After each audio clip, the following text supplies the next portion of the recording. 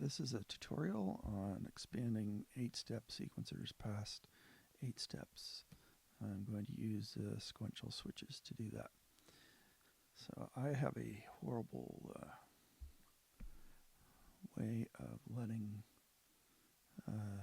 these types of things run long, so I do my best to keep this short.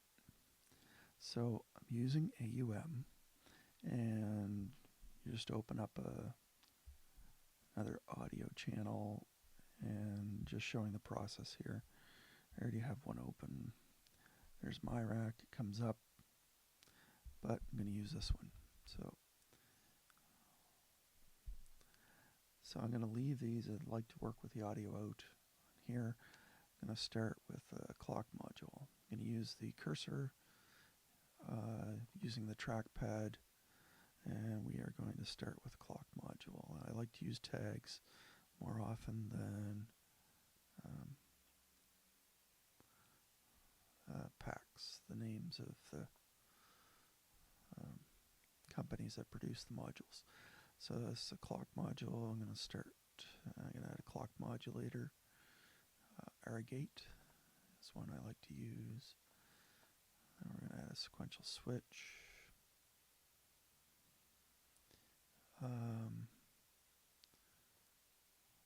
Switch, in case you're wondering, I'm doing it this way because I already know what I'm going to add. Otherwise, I'd have to work out kind of in my mind what I want to do, and sometimes I have to go searching for modules and figuring out what they do. But sequencer. Where's the sequencer? ADDR sequence, an 8-step sequencer. I'm going to duplicate that.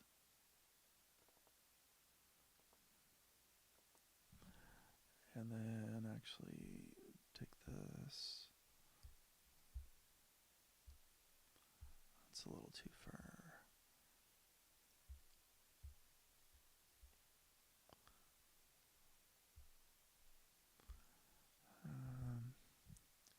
Right. Visual. And I'm going to add a logic analyzer. And I'm going to add a more traditional looking oscilloscope module.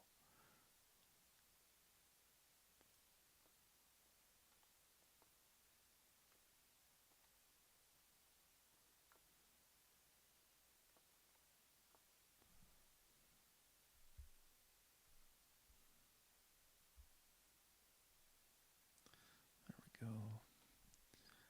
I'm going to add regular signal chain.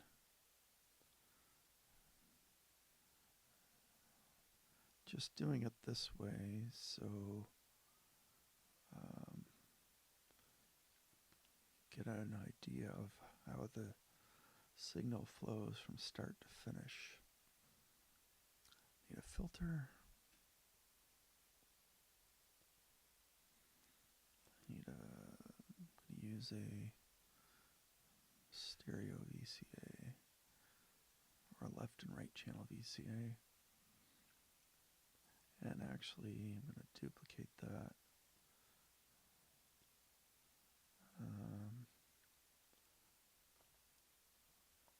Because sometimes signals get loud when you don't expect, and this is like an added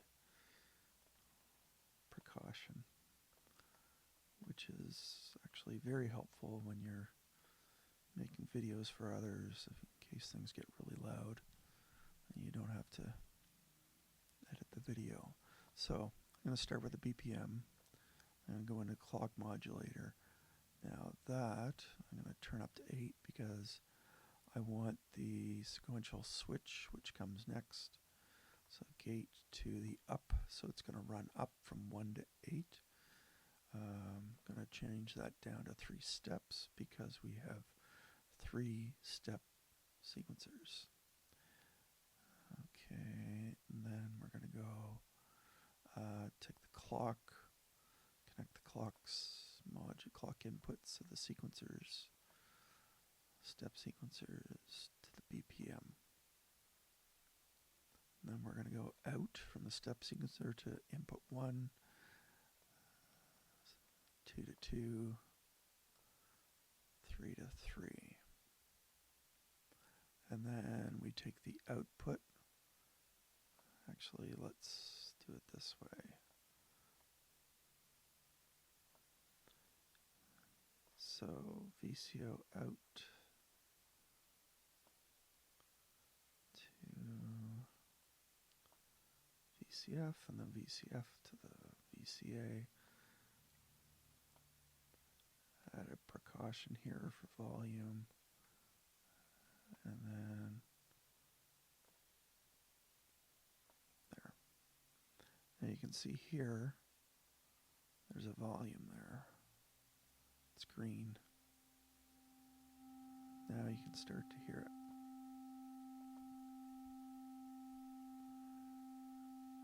Okay, so let's actually randomize. That's the fastest way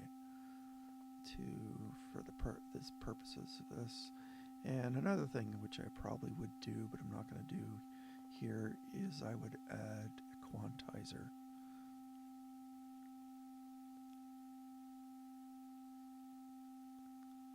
Actually, let's add the quantizer and see what happens. Let's add that quantizer.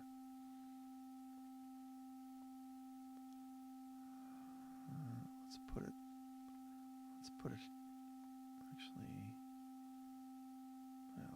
right there. So here the output is going to go to the input, and one of my so output to volt per octave. One of my preferences is actually use a minor scale, so this starts on C. So C, D, D sharp, F, G, G sharp, A sharp.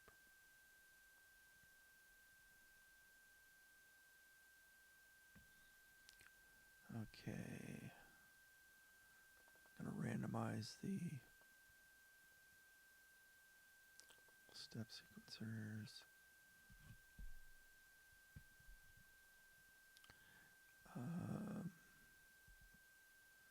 Let's see, is that just about everything we need to get going? And we'll run the clock module.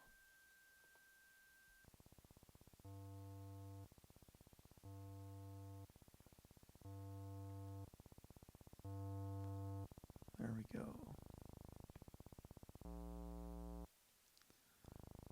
So we're hearing a change, or changes. Okay. I don't really like the high pitches here for this particular case, so we go to range. So instead of plus or minus 10, we'll go plus or minus 5. Let's do that with all of them, at least with these step sequencers.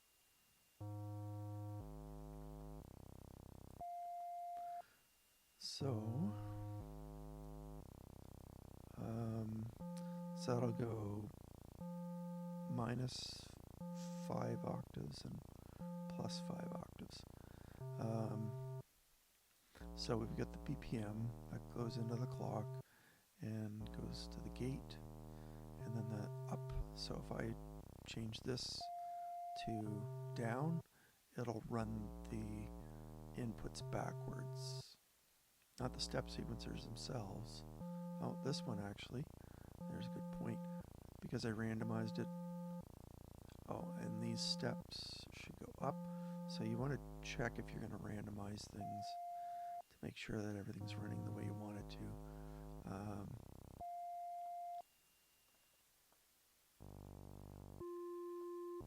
8 steps. We want 8 steps with all of them.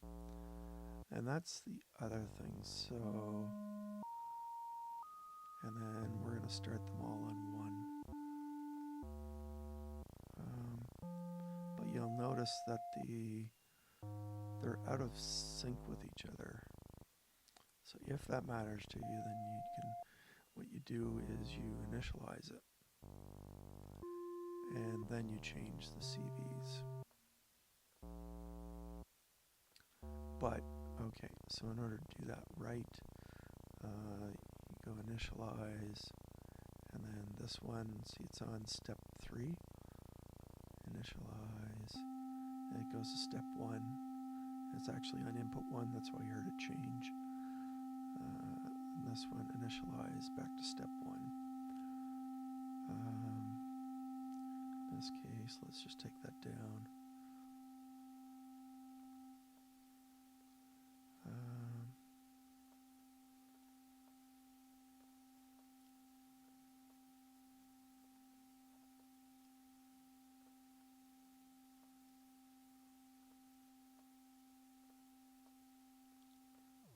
So I'm changing all the CVs. All the step sequencers are running in forward. So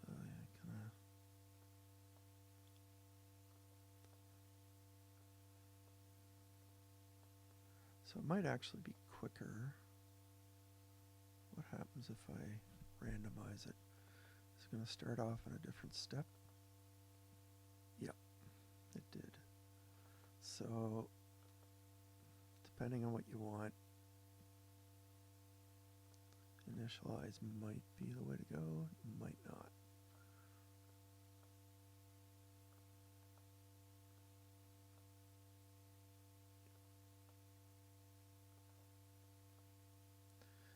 Okay, now when I run them, they all are in sync in terms of what step they're going on. So then we can increase this.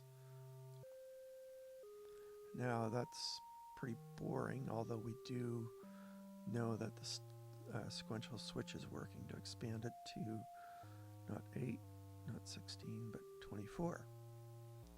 24 steps. So if we go back to the VCV Rack patch, you have a 8-step sequencer with 3 rows of CV and 3 CV outs. That's how you do that. There's another way down here with those particular step sequencers, and I suppose I could use that. Hadn't thought about that.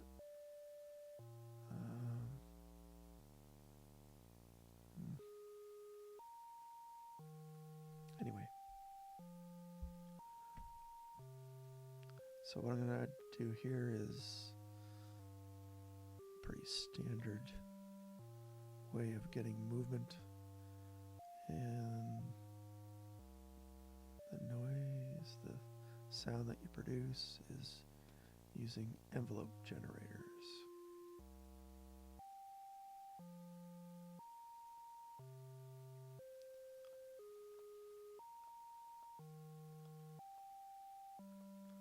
In order to trigger the envelope generators, we need an octatrig.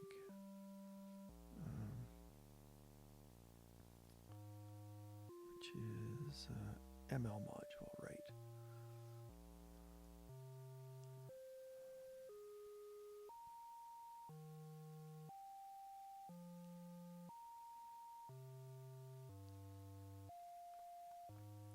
Then we just take the gate input of the octatrig, connect it to the BPM, and then the trig out to the trigger input, change the gate to trig. Do the same with the other. And then to actually hear, okay, we need to connect the envelope. If we disconnect that for a second, envelope to level, you don't hear any sound anymore.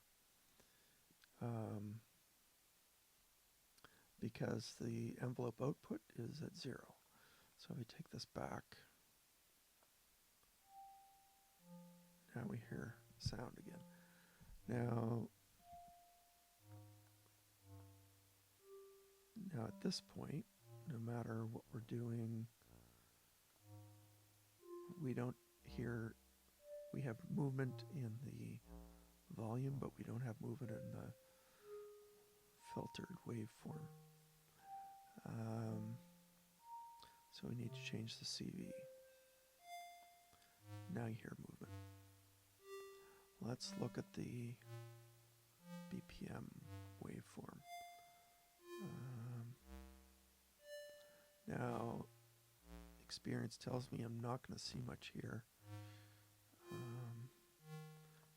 Put the time way up, so we have bigger time span, and might see something with an increased BPM, but we could be waiting for a bit. So I'm going to take the actual output from the clock modulator, and now you see nice pulses going on. There's a bit of one on from the BPM.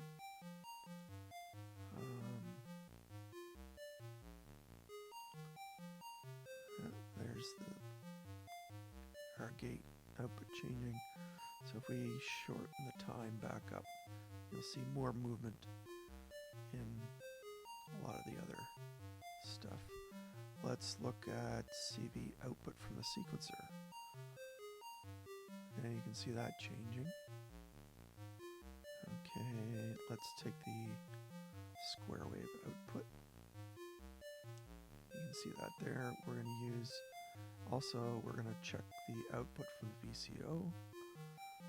And in order to get a waveform showing like similar to what's here, we take the XY off. We want the filter output. Take the XY off. And then from the VCA,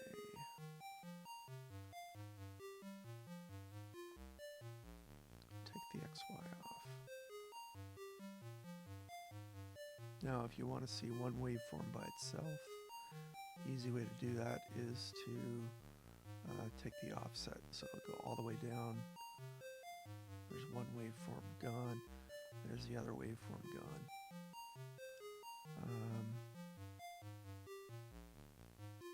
Now, we could just change the pulse width by using the envelope. Let's just go invert, just because it's a different one. So we want pulse width.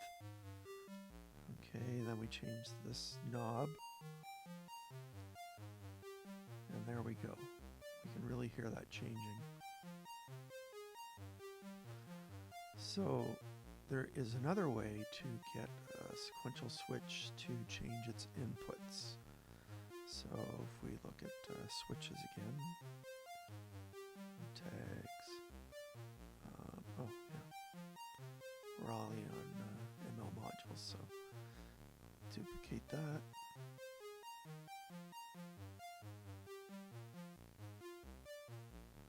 And then we want const mult, which is a utility,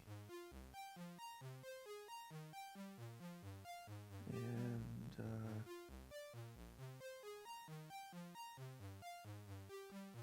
it's also a nth, there it is. It's a nth module, so you can look at it by going to packs. There's nth. And then you scroll through until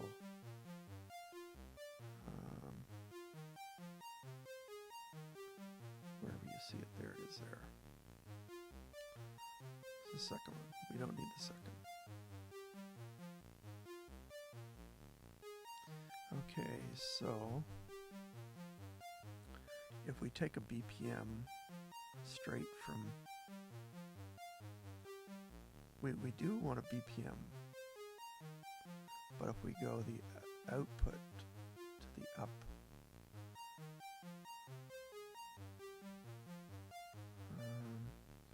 we don't see anything, there's no change because there's no change in values.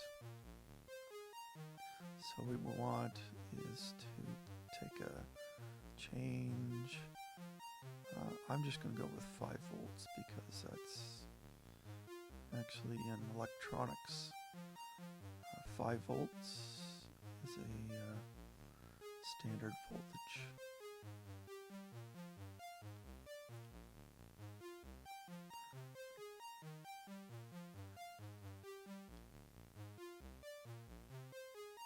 There's 5 volts. So if we take the output of that and connect it to the 8th step, and then the out to the up, we get one change only at this point. And that is because it only ever knows that there's a 5 volt there. There's no change. So what we need to do is take 0 volts and put it on input 1. The next one, and then we'll get changes. So let's see. I think just because of room, maybe, yeah. So we have a sequential switch changing every 8 steps, and that output is going to change the next sequential switch. We're going to add step sequencers.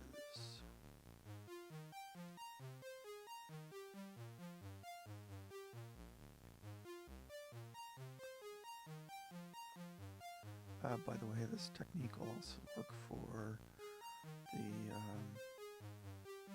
let's go packs.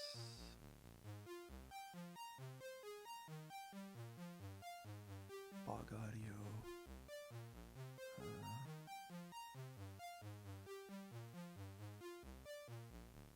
We could just go back to switch category, but there's a 8-to-1 switch.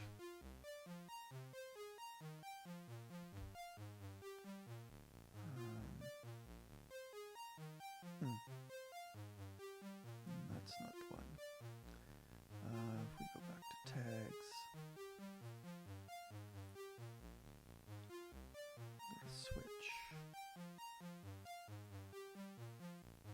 There's the one. You could also use this one. Notice that. Let's get rid of that.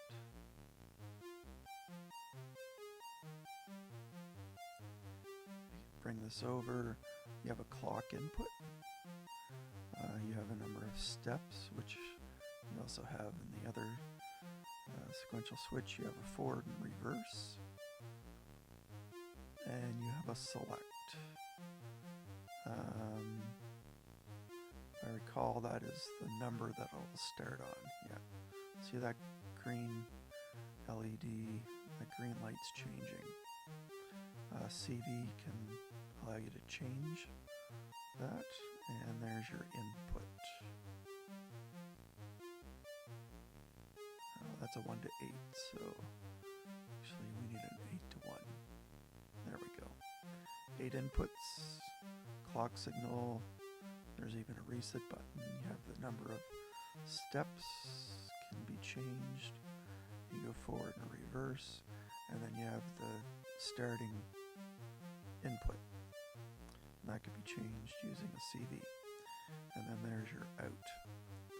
We're just going to stick with the other one.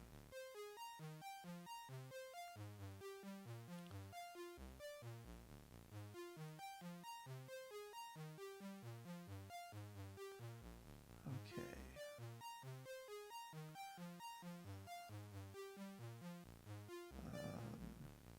Let's duplicate that. So we need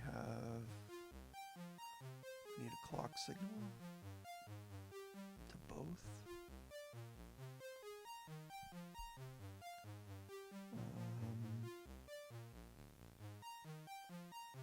And output to input 1, output 2 to input 2, and we only need 2 steps.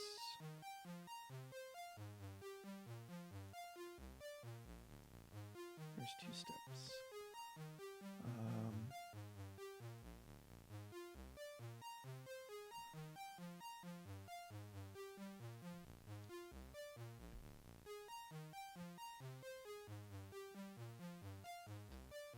Output.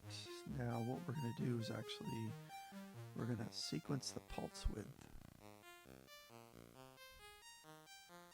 on the square wave. So this pulse width's all the same at the moment.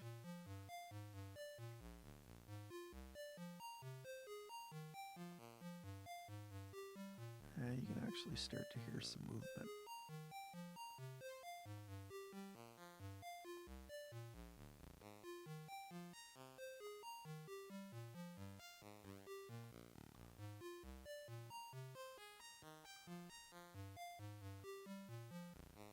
Now if we go to, let's take this down to 1 step,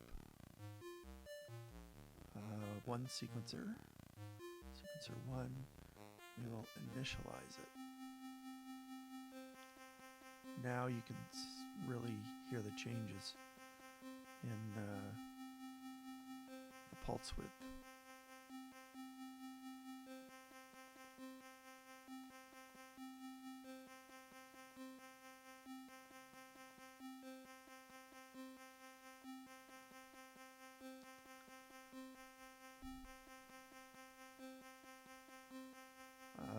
Something else we can do, which is I kind of like to do, is use a slew limiter. And that will allow you to have changes over time instead of it going directly from one pulse width to another.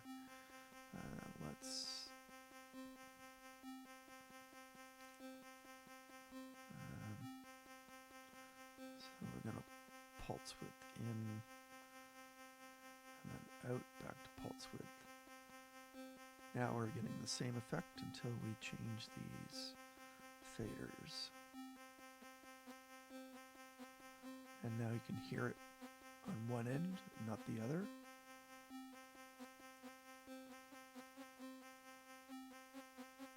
And now it's changing. You can change the shape here with this particular slew limiter. That's kind of nice, actually. I like that a little bit better. Let's take this one just for the purposes of, let's randomize it. And we'll take the steps back up to 8. It's currently running in reverse in this particular sequencer. Just go forward.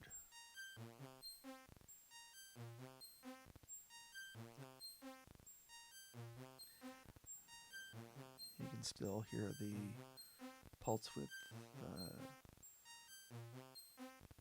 sliding from one to the other. We'll go back up to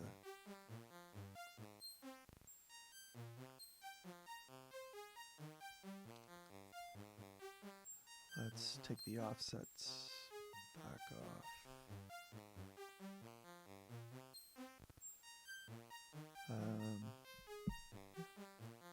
There you go. There are 2 ways of using sequential switches to expand past 8 steps with 8-step sequencers. And the use of slew limiters too.